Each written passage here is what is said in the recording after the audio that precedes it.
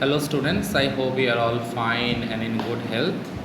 In this audio presentation, I will be discussing the important characters from the story, The Summer of the Beautiful White Horse. It is chapter number 1 from Snapshots. So dear students, let's start. The important characters. The first segment is related with the important characters. First and foremost, the main important character is the narrator of the story, and as you all know by this time, the narrator of the story is a 9-year-old boy, Armenian boy, Adam. So, dear students, the heading has been given the important characters, and then below the heading I have given number 1. The first important character is Adam. Adam is the narrator of the short story. He is a 9-year-old Armenian boy, and the entire story is narrated by him, and we get to know about the other characters. We get to know about the various incidents that occur in this story from Adam. So he is a 9-year-old Armenian boy, and he was a member of the Garaglanian family. I told you, dear students, the spelling of Garaglanian is very important. GaroghLanian, Garaglanian family. It's a part of the Armenian tribe who live in the San Joaquin Valley in California, and that is the main center of action of the story.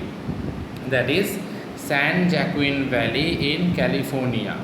The Garaglanians are poor and cannot afford things like horses. It is practically impossible for any member of the Garaglanian tribe to purchase a horse, and they are too honest to steal, which leads to Aram's confusion as to why Morad has the white horse in the first place, because it is next to impossible for any member of the Garaglanian tribe to purchase a horse, and that was the reason Aram was a bit suspicious related with Morad, because first of all they are poor, and secondly they can't afford to purchase a horse, and Morad was actually sitting on a beautiful white horse early in the morning when he came to call Aram.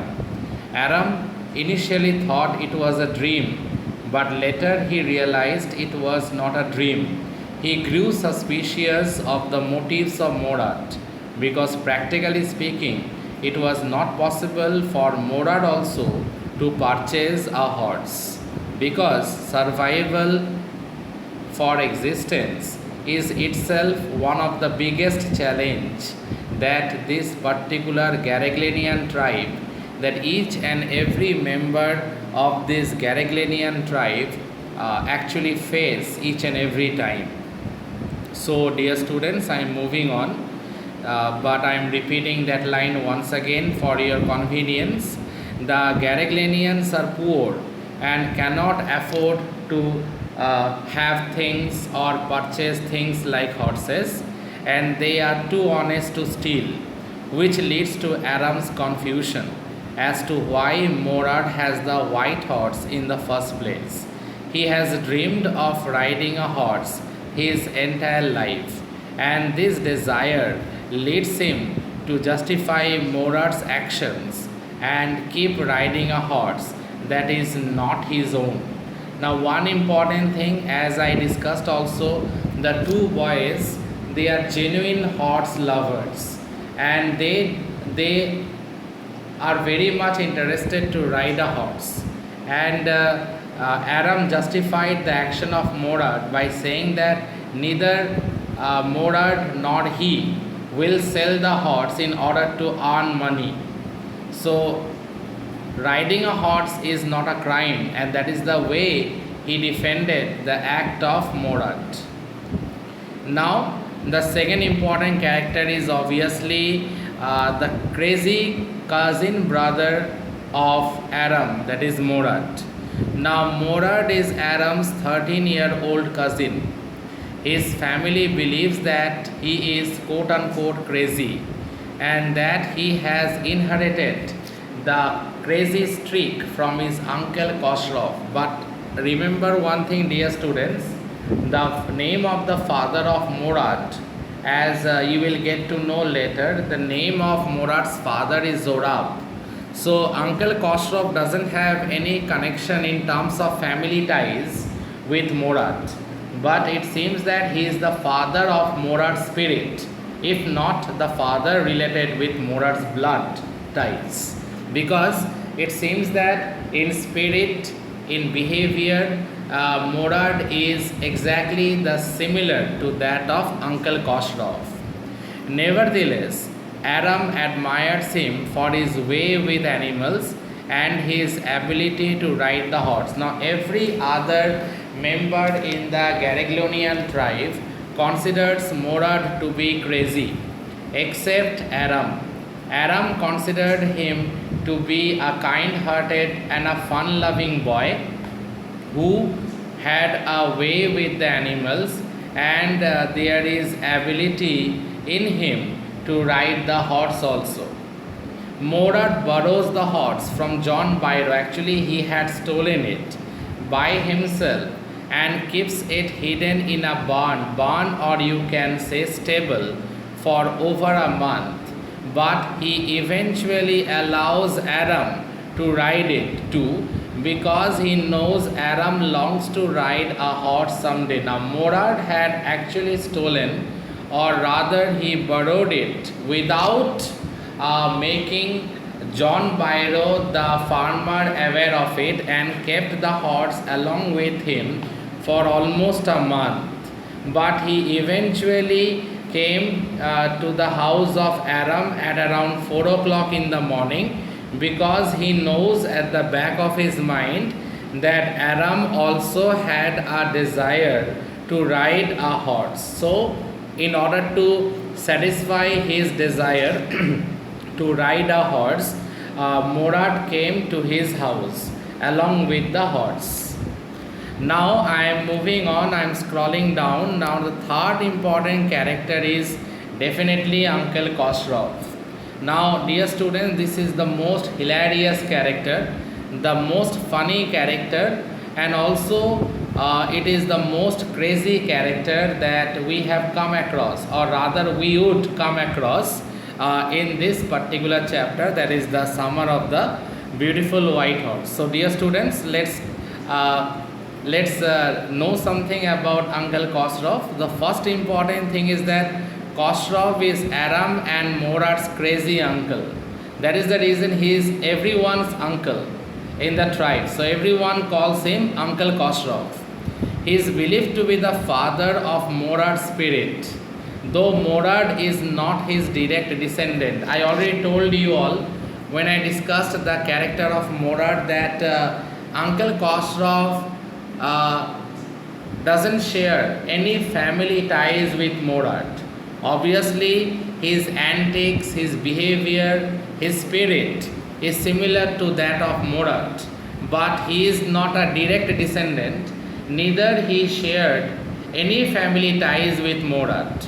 He is a tall man, and remember one thing, you will get to know also about it, dear students. He is always angry, he is always impatient, he is a bit short-tempered also, and while he speaks, he always speaks in a very loud way, in a loud manner. Khosrow has a reputation for telling others to stop talking and ordering them to pay no attention. He said this even when his own house was burning, because he was actually trimming his mustache. His son Arak came and informed him that their house is on fire, but he haven't paid any attention to that, and on the other hand he scolded his son as well as the barber. So a person's house is on fire, his son came running to inform him, but it seems that he is very casual related to all this. So what will we call a person like this? Definitely we will call a person like this to be a crazy person. And one famous dialogue of Uncle Kostov is there. It's no harm, quote unquote, it's no harm, pay no attention to it.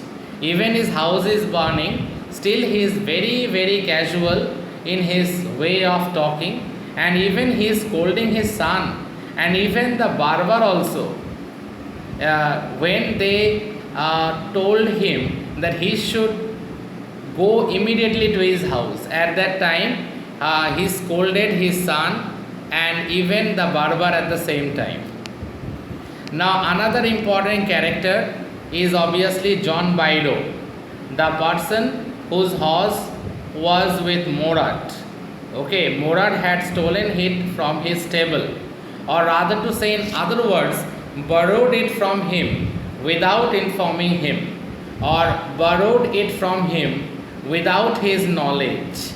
So who is John Byro actually? He is an Assyrian farmer. Now just like Garaglanian tribe is a part of the Armenian tribe, Assyrian tribe is also a part of the Armenian tribe, but their dialect, their language, their tribal language is different from one another. And a friend of the Garaglanian family, Aram discovers that Byro is the owner of the white horse because John Byro came to their house and had talked or discussed at length with Aram's mother.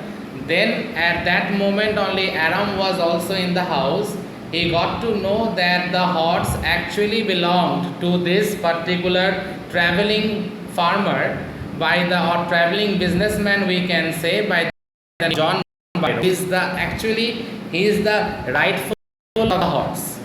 And when he came to know about it, and it was very much clear to Aram that the owner of the stolen horse, the one that his cousin elder brother Morad had stolen, that actually belonged to this man. Byro relied on the horse for transportation because few minutes earlier only, dear students, I told you he is a traveling businessman. Without it, he had to walk 10 miles with a sole leg to get to Aram's house. In the end, he chooses to believe his heart over his eyes and not accuse Aram and Morad of stealing, though he found that there is a lot of similarity between his stolen horse and the horse that belonged to Morad and Aram. And when he came face to face with that horse, he remarked that it might be the twin of his horse, because he trusted them because of their family reputation of being truthfulness and honest. And that is the reason, based on their family tradition only, he haven't accuses anyone. Neither he accuses Morad nor he accuses Aram. Though he notices their horse striking resemblance to his stolen one. When he looked at the horse very closely, he found that there is a striking resemblance between his horse and the horse between this horse. This horse means the horse that belonged to Morad and Aram, and his own horse, the one that had been stolen. His faith in the boys ultimately prompts him to return the horse to him. So ultimately his faith in the boys prompts him to return the horse to him. Ultimately, the main important thing is that this genuine act on the part of John Byro pricked the conscience of both Aram and Morad, and finally both of them decided to return the horse to its rightful owner. Now, dear students, I am moving on to the short summary of this particular chapter. So see, it is written summary of the Summer of the Beautiful White Horse. So let us read the summary now. This is the second content. So I have given the heading B. The first content related with the character discussion, that one I had done. This is the story of two tribal Armenian boys. By this time, dear students, you all know about it. One is Aram and another one is Morad, who belong to the Garaglanian tribe. for their family even in times of extreme poverty. Nothing could match the importance of their honesty. They value honesty, truthfulness above everything else. They are richest tribe in the world, not in terms of money or materialistic possessions. They are richest in terms of truthfulness and honesty. They never did anything wrong and never lied or never even stolen anything from anyone. The story talks about an incident that revolves around two cousins, Aram and Morad. Aram is the main narrator, he is a 9-year-old boy. Morad is his elder cousin brother. Morad is 13 years old. The world for Aram at that time, that we find mentioned in the first paragraph also, was extremely joyous because he was only 8 to 9 years old. So regarding the struggles and stressful life, he was not so much acquainted at that time. So life was extremely joyous yet very much mysterious for him. People believed in every imaginable kind of magnificence during this time. Morad was considered to be crazy by everybody he knew. Now his brother was considered a crazy one by everyone, but never ever he considered his brother to be a crazy one. The story actually opens with Morad coming to Aram's house at 4 in the morning one day. He tapped on the window to Aram's room. Obviously, it was 4 o'clock at the early hours of the morning, or we can say dawn. When Aram looked out of the window, what he saw, he was taken aback. He was very surprised. Why? Because he was startled. He was surprised because he found his elder crazy cousin brother Morad was riding on a beautiful white horse. In fact, he was so dazed that Morad had to say, yes, it's a horse, you are not dreaming. That is the reason you all know that Aram started rubbing his eyes in order to make sure that he wasn't dreaming after all. All this was too unbelievable because Aram knew that they were too poor to be able to afford to buy a horse. The only way Morad could possess it could be by stealing. They were too honest to lie and yet too crazy to ride a horse. Now it is they prefer, or rather to say, as I already told you all, that honesty and truthfulness they value more than anything else in this world. So thus they kept the horse for 2 weeks, enjoying its ride in cool air and singing to their heart's content to the country roads. They hid it from the rest of the world by keeping it in a deserted vineyard. Now that vineyard belonged to a farmer by the name of Fedvajian. Okay, you will get to know about it. Meanwhile, Aram came to know that the horse that was actually stolen by Morad, that actually belonged to a traveling businessman or a farmer by the name of John Bido.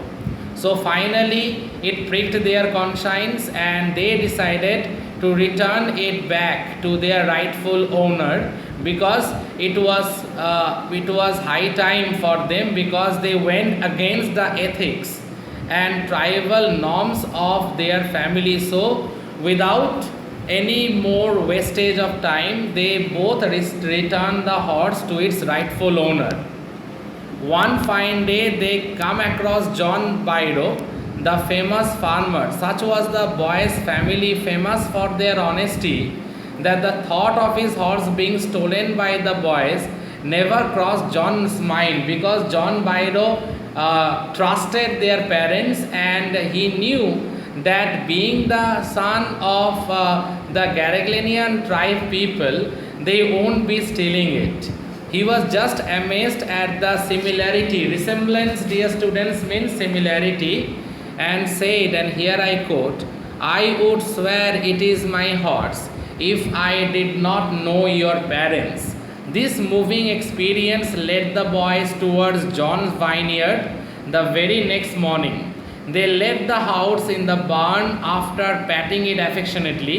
Later that evening, John seemed to be very pleased. Why? Because his horse was returned back to him, and he shared this good news with Aram's mother also.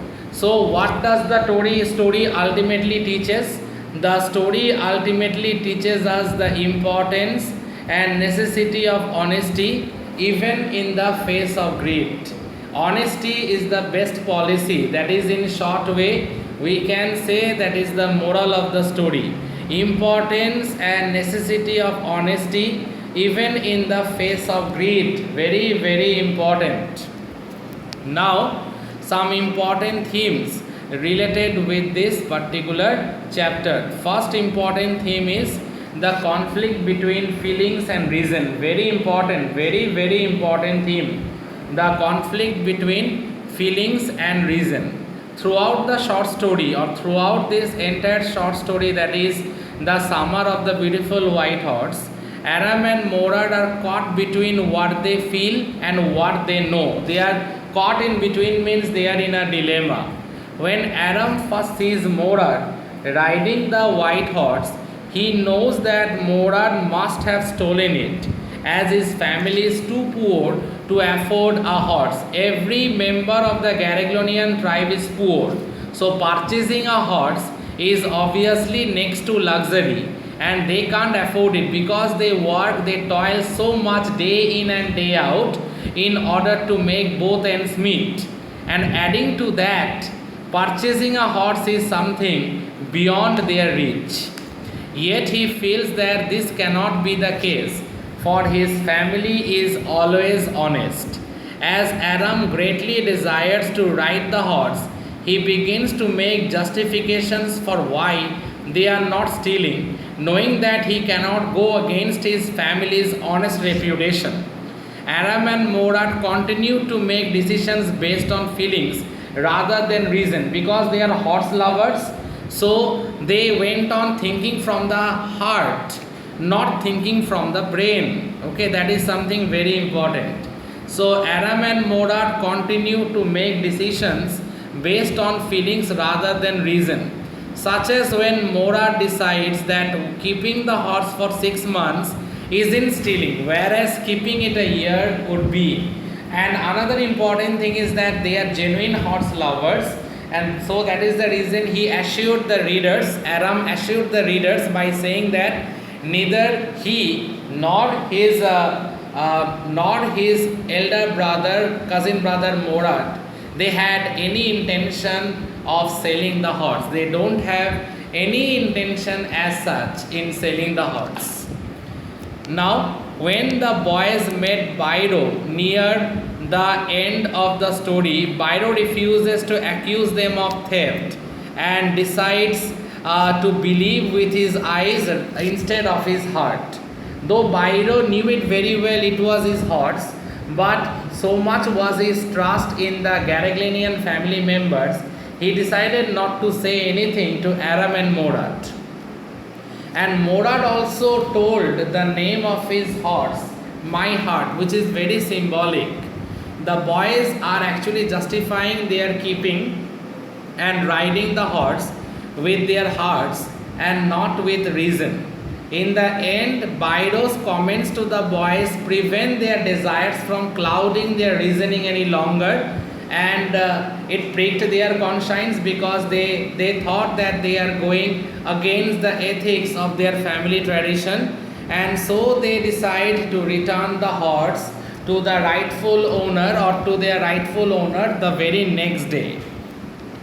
Now another important theme, the importance of character and reputation. This is very important. The Garaglonians, they are pride of their truthfulness and honesty. Despite they live in extreme poverty, they do not steal. They always value honesty over wealth. So that is the reason, according to Aram, according to him, we get to know that this tribe is richest one, not in terms of wealth, but in terms of honesty, reputation, truthfulness and all this. And stealing is something that they hated a lot. Morad and Aram for the most part remain loyal to their reputation. While they do temporarily take a horse, that actually doesn't belongs to them. They are unwilling to steal it outright and make justifications. Particularly, Aram made a lot of justifications in order to defend this act of his brother by saying that neither he nor his brother, since both of them were horse lovers, they don't have any intention whatsoever to sell the horse in order to attain some business profit or money. So Byro's comments about their family's honest reputation causes them to rethink their justifications. They immediately return the horse, not willing to be leveled as thieves or to harm their family's legacy. Now this is something that is very important. Okay, very important, because ultimately both Aram and Morar thought that it is about to tarnish their moral ethics and their family legacy. So they finally decided to return the horse to its rightful owner. In the end, the Garaglian family's honesty saves Aram and Morar, because they realized what they did was not the right thing. Byro observes that the horse they are riding looks exactly like his own, but he chooses to believe that it is not the horse based on the honest reputation of the family. Whether he knows the horse is this or not, Byro trusts the boys because he trusted their family and he trusted their Garaglian tribe. That is the main thing. Byro had huge amount of respect and trust for the Garaglian family, because for 11 centuries it is mentioned in the text that they are very famous for their truthfulness and honesty. Byro trusts the boys and does not go to their parents about the matter. Aram and Morar's honesty in returning the horse is rewarded. If Byro knew that they had stolen it, he doesn't say so and instead remarks that his horse is better tempered and healthier than ever, because he got surprised when he found that his horse is there in the barn or in the stable, and the most positive thing is that now the horse has become healthier and also the horse is now better tempered. In a way, Byro's own gentleness of character pays off too, because he haven't accused directly the two boys, neither he had interacted with them harshly. So ultimately his gentleness of character pays off. He is slow to accuse the boys and trust their integrity, and his horse is returned the very next day. So ultimately or finally his horse was returned the very next day. Now the final segment of this particular lesson, that is the moral of the story. So ultimately human compassion we find here, compassion in the face of conflict. Ultimately it yields both room for growth and fair compromise that we find here, because John Byro knows it very well, or he was able to detect that Morad and Aram had stolen his horse, but he haven't accused them directly. Rather than acting out of vengeance, vengeance means something that is, dear students, related with revenge and seeking punishment for the thieves. Byro asserts a suspicious man would believe his eyes instead of his heart. In other words, there is something important about believing in the goodness of the human spirit, and Byro trusted the two boys. Byro had faith in the essential goodness of their human spirit, and that is the reason, since it pricked the conscience of the two boys returned the horse the very next morning. The gentle approach to catching the boys in the act results in his horse being returned the very next day, and that was resulted in the horse returned the very next day. Much to his delight, he discovers that his horse has been trained quite well and has grown stronger and more even tempered in the time that he was missing. due to his generous and forgiving spirit, Biro has actually gained something positive out of being the victim of a crime. This is truly a win-win approach to life. See, John Biro, very clever businessman. It seems that in a very polite manner, he told the two boys about the fact that a suspicious man would believe his eyes, quote unquote, a suspicious man would believe his eyes instead of his heart. It pricked the conscience of the two boys. And obviously John Biro indirectly suggested that he had huge amount of faith in their essential goodness of human spirit, and obviously human spirit related to the two boys. So the next morning he found that the horse was there, mysteriously disappeared. Again mysteriously it was there inside his barn. So ultimately it was a truly win-win approach to life from his perspective, because the horse that was returned back to him, it was much more healthier and it is now better tempered, because previously it was a bit short tempered. So dear students, that this is the audio presentation. Kindly go through this lengthy audio presentation. I can feel like it's a bit lengthy audio presentation. But still I do believe you will all listen to this audio presentation, and after listening to this audio presentation, if there is any doubt, kindly let me know about it. Thank you students. Thank you all.